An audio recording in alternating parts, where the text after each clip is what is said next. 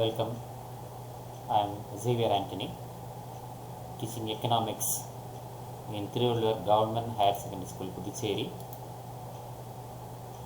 So, in this part of the video, I am going to discuss about the first chapter, that is Introduction to Macroeconomics, and in this chapter, part 4.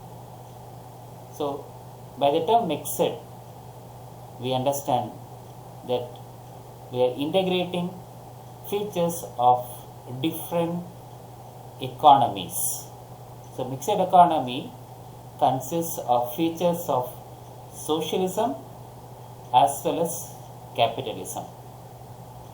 So, we are bringing together the best features of capitalism and socialism, and a new system that is called mixedism or mixed economy is formed. Normally, when we mix good ingredients together, we will get a good product.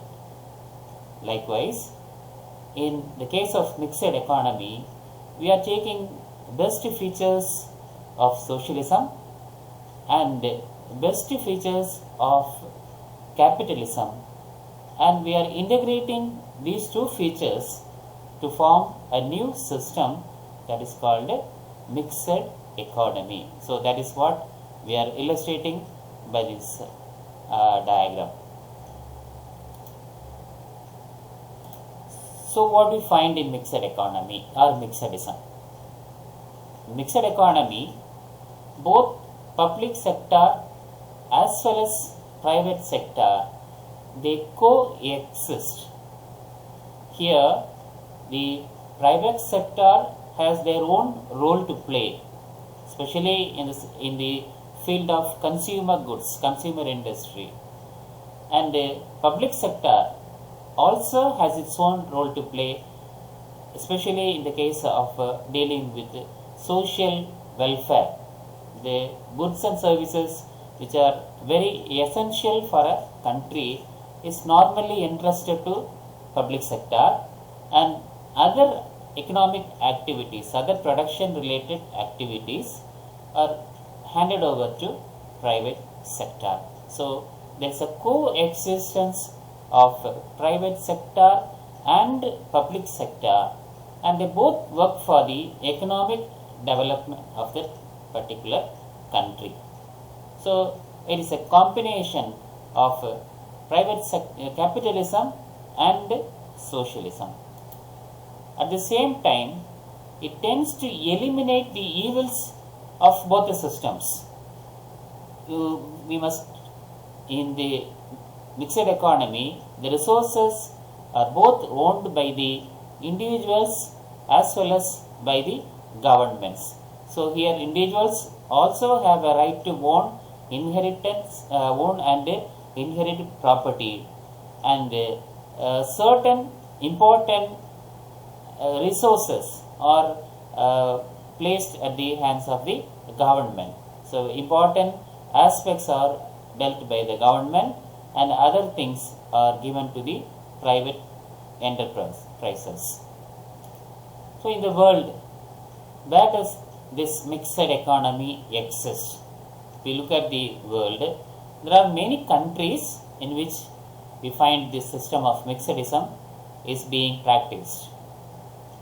உதாரணத்துக்கு சொல்லணும்னா, in India we are having mixed economy, and France, Brazil, England, all these countries are following the system of mixed economy. But this list is not the end of the list of mixed economies. Not only these 4 countries, there are also many other countries which are following mixed economy. So, this is the list of nations, countries which follow the system of mixed economy. So, you can see there are various countries from all over the world, Asia, Europe, in every continent there are a few countries which follow the system of mixed economy. So it is a widely followed system. So in the case of economic systems, there are two extreme systems. One is communism or socialism, and another is called capitalism or pure competition. So in between these two extremes lies the mixed economy. For example, countries like North Korea, they tend towards communism. China, Venezuela, all these countries have a socialistic leaning. Their characteristic is more in line with the socialistic economy. Whereas in the capitalistic system, there are a few countries like United States, Japan, France, Sweden. These countries, they lean towards capitalistic system. So in between these two countries, there are a few countries which follow the middle course, that is called mixed economy. Now let us see about the features of mixed economy. There are 5 features of mixed economy. The first is the ownership of property and means of production. So the property and means of production are owned both by the private individuals as well as by the public authority. That is, the private individuals also have a right to purchase, to use, to transfer their resources, and the governments, that is the public authorities, also have their own role to play in the economy. அரசாங்கமோ சில விஷயங்களை பண்ண முடியும். அரசாங்கமோ economical ரிசோர்ஸஸை they own it. அதே நேரத்தில் private individualஸுக்கும் there is a role to play. அவங்களும் அவங்களுடைய they also can own resources, they also can produce, they also can sell, determine their price. So both the private enterprises and the public authority have the right to own the means of production. And the second important feature is the coexistence of public and private sector. So they coexist together. That is, they exist side by side. So one is not trying to eliminate the other. So ஒரு sector இருக்கிறதுனால, இப்போ public sector இருக்கிறதுனால அது private செக்டாருக்கு எகெயின்ஸ்டாக அல்லது வந்து abolish பண்ணணுன்றதுக்காக இல்லை. அதே மாதிரி ப்ரைவேட் செக்டார் இருக்கிறதுனால அது பப்ளிக் செக்டாருக்கு எகெயின்ஸ்டாக இல்லை. They exist together, but each have their own role to play. For example, for private industries, they take their activities, they undertake the activities with the primary aim of earning profit. Whereas public sector, the firms owned by the public sector, the government, they work to maximize the social welfare. So welfare is the concern of the public sector, and whereas profit is the concern of the private sector. So they coexist and they have their own sphere of activity to perform. The third feature of mixed economy is economic planning. Planning is the major feature of planned economy or a socialistic economy. The same is also followed in mixed economy here, but the planning is different. It is not a centralized plan. Even though the planning authority, the central authority prepares the plan, the private sector and the public sector, they work together to achieve the aims of the objectives of the plan. So the objectives, priorities and targets laid down in the plan will be achieved by the public sector as well as by the private sector. So both the sector function together to achieve the objectives of the plan and to achieve the targets laid down in the plan. And the fourth feature of mixed economy is the basic problems of economics is the three questions, that is what, how and for whom to produce. So these questions are solved through price mechanism as well as the state intervention. That is, the supply and demand is also allowed to play a role in determining price. The equilibrium is achieved through price mechanism. When the price increases, supposing if the demand for a good is more than the supply, then the price will be higher. Therefore, it will be profitable to produce more. So the supply of that particular good will increase. That is price mechanism. So this price mechanism operates in the mixed economy, as well as there will be state intervention, especially in the case of rare goods or essential goods, when there is the price is much higher.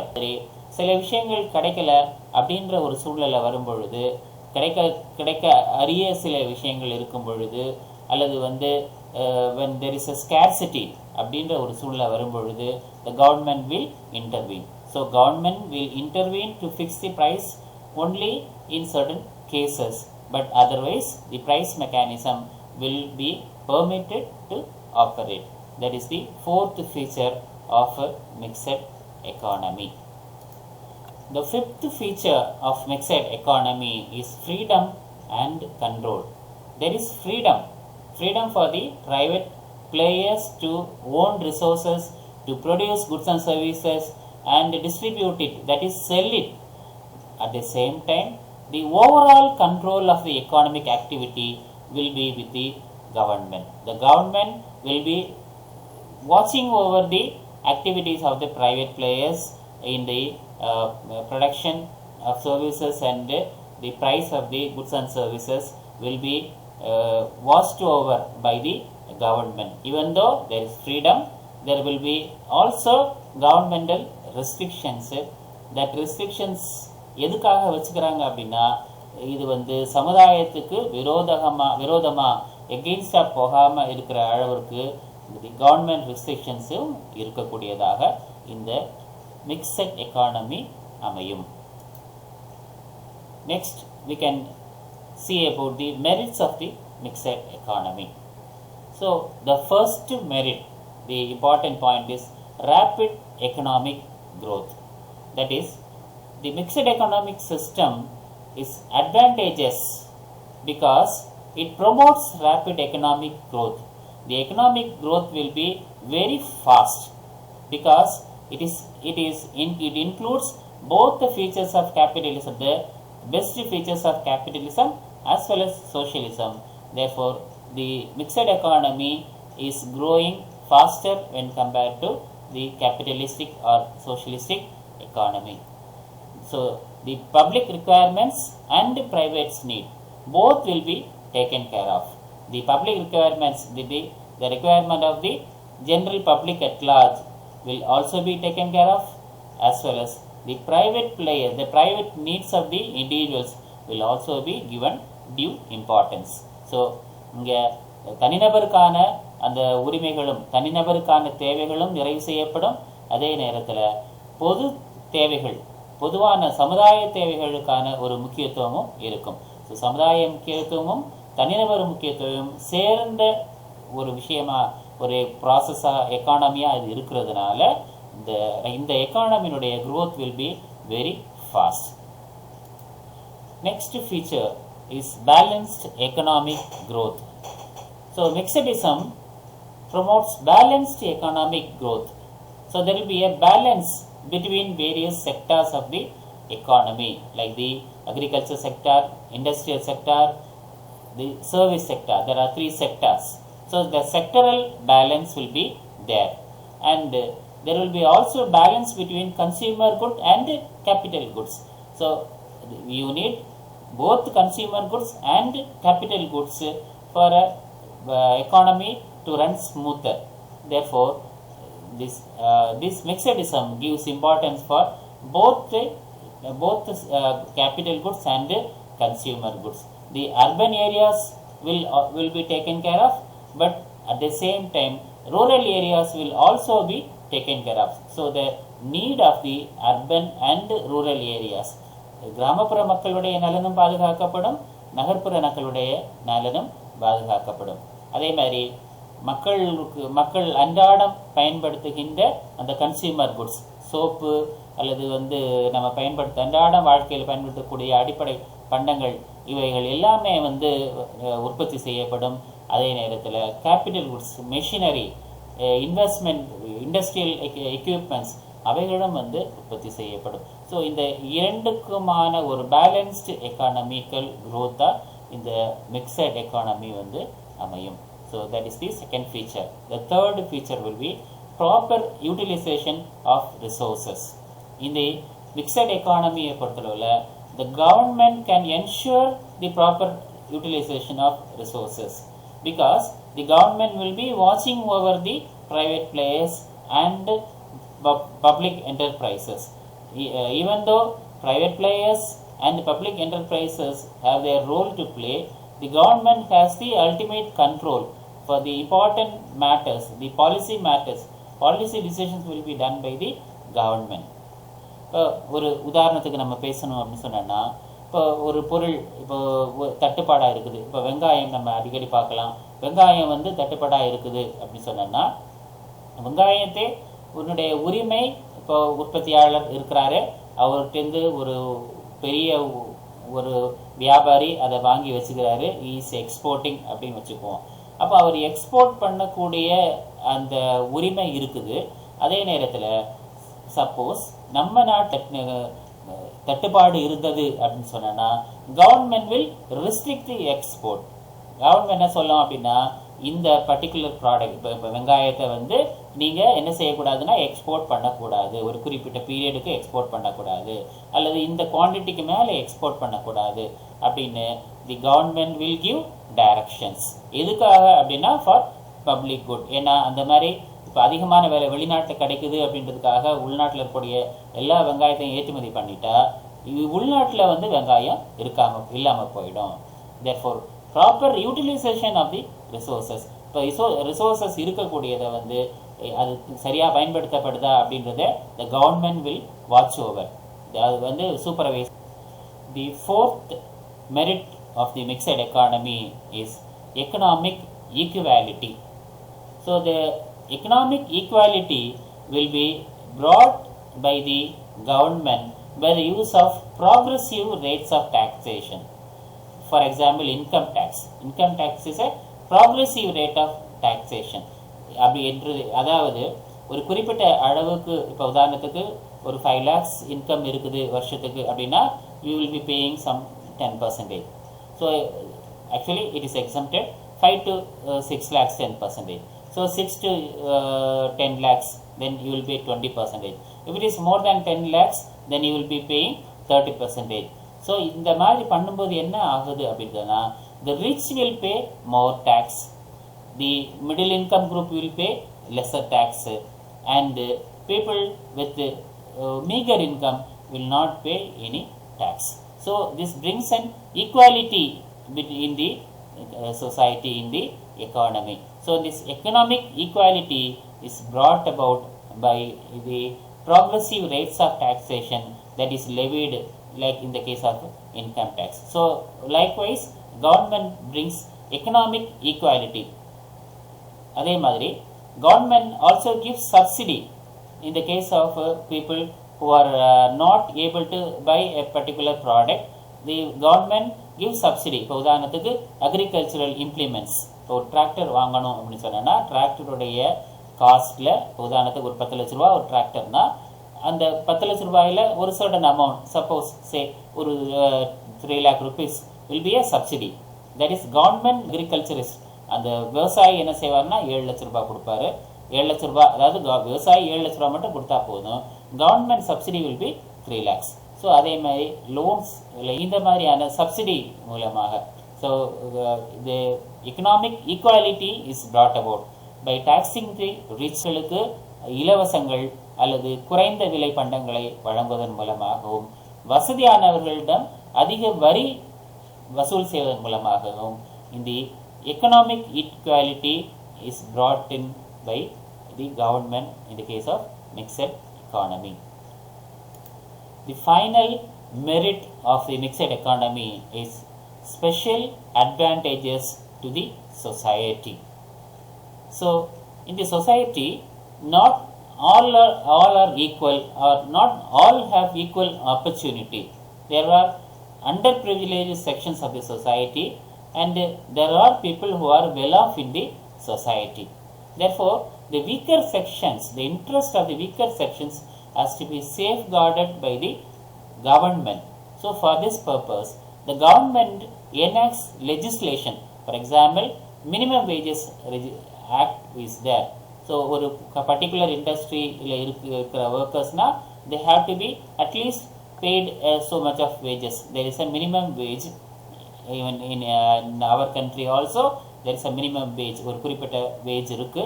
So ஒரு நாளைக்கு ஒரு இந்த வேலைனா இவ்வளோ wage இருக்கணும். Especially இந்த case of unorganised sector. அதே மாதிரி சில பொருட்கள் கிடைக்கல அப்படின்னா government brings in rationing, fair price shops, குறைந்த விலையில், அதாவது சரியான விலை, நியாய விலை கடைகள். ஸோ நியாய விலை கடைகள் மூலமாக அல்லது ரேஷன் மூலமாக வந்து சில பொருட்களை இலவசமாக அல்லது சில பொருட்களை மிக குறைந்த விலையில் ஏழைகளுக்கு, முடியாதவர்கள், வசதி இல்லாதவர்களுக்கு அரசாங்கம் வழங்குகிறது. அதே மாதிரி அரசாங்கம் it is formulating social welfare measures. There are various welfare measures implemented by both the state and the central governments. So this is also an important merit of mixed economy. Welfare measures, உதாரணத்துக்கு medicine, government ஹாஸ்பிட்டலில் போனால் medicine free. And even there is an insurance, medical insurance. Tamil Nadu போன்ற மாநிலங்களில் medical insurance இருக்குது. So that is also A social welfare measure. So அதே மாதிரி ஒரு குறிப்பிட்ட ஏஜுக்கு மேலே வயசாகி போச்சு, அவங்களால அவங்களுடைய தேவைகளை நிறைவு செய்ய முடியலையா, they are given old age pension, widow pension. These are also welfare measures. And in the case of school children, there are various welfare measures implemented by the government. For example, midday meal scheme, free books, textbooks, uniform. These are also social welfare measures, and they are implemented by the mixed economy. Therefore, this is the final merit of mixed economy.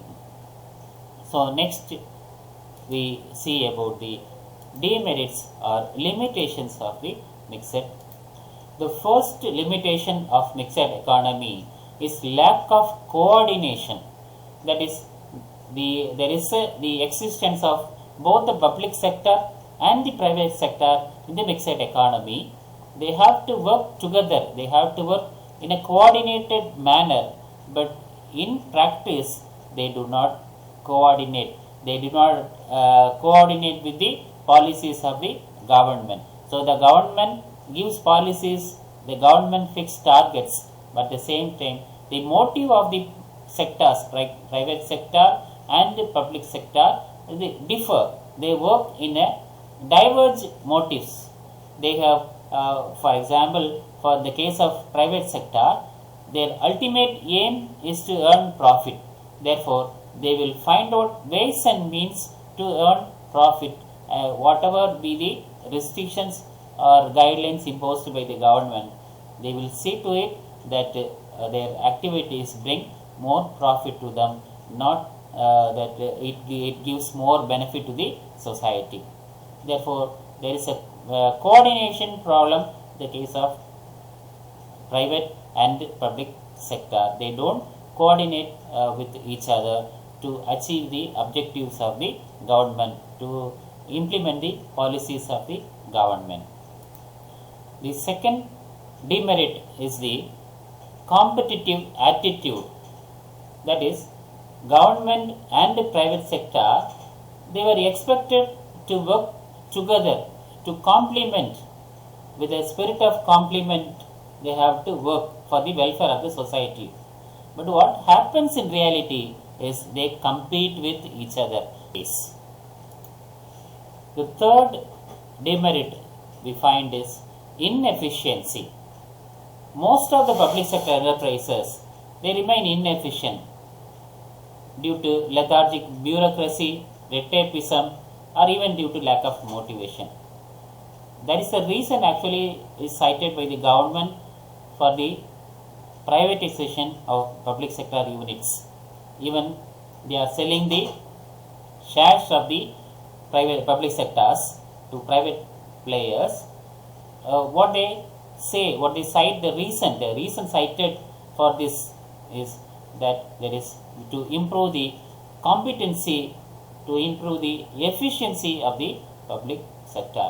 So that means that public sectors, many of the public sectors, they are not competing, they are not competent enough, they are lethargic in their attitude, because whatever is there, whatever work is there, whatever the output, they will be getting their dues. அவங்களுக்கு என்ன கிடைக்கும், அவங்களுடைய benefits என்னென்ன உண்டுமோ அது எல்லாமே அவங்களுக்கு கிடைக்கும். அந்த நிறுவனம் எப்படி இருந்தாலுமே எப்படி அதனுடைய செயல்பாடுகள் சரியில்லைன்னா கூட அவர்களுக்கு அதற்குரிய பெனிஃபிட்ஸ் கிடைக்கும். அதனால தான் இந்த inefficiency is seen in the public sector undertakings. That is the third demerit of mixed. The fourth demerit is the fear of nationalization. The mixed economy, there is always the fear of nationalization. The government can at any time nationalize a particular private enterprise or a particular business. Therefore, their mixed economy is the widening of inequality.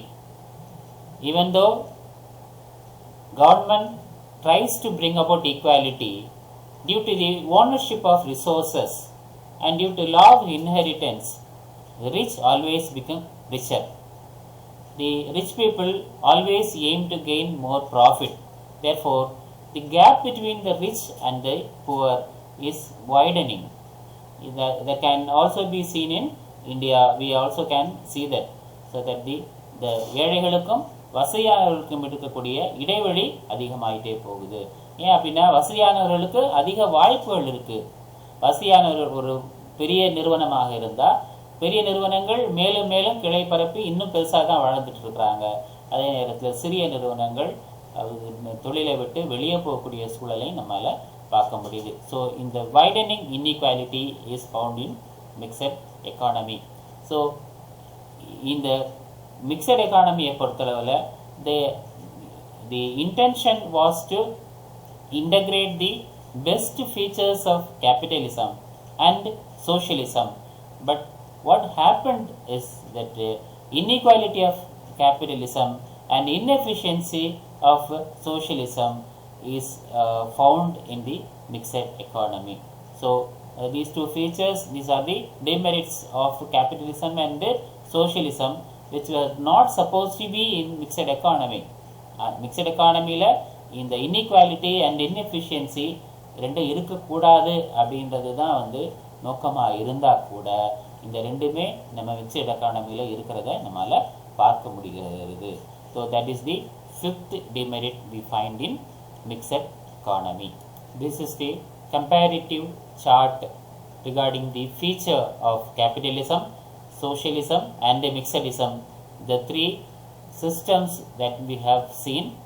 So in the case of ownership of means of production, so capitalism, there will be private ownership, but in the case of socialism, the ownership will be public, but in mixedism it will be both public and private. In the case of economic motive, the motive behind capitalism is profit. In the case of socialism, it is welfare. In the case of mixedism, both will be there. So that is welfare as well as profit. Regarding central problems, solution to central problems, capitalism believes in free market system, socialism believes in central planning, and in mixedism both will be there. So likewise, there are 8 features that we find with regard to comparison of capitalism, socialism and mixedism. This is also a part D question, compare the features of capitalism, secularism and mixedism in the textbook. So there are 8 points, major points are there. At least 5 points the students have to write. In the case of examination point of view, you have to write at least 5 points you have to write. The other questions, with this I end this video. Please post your comments and doubts. Thank you.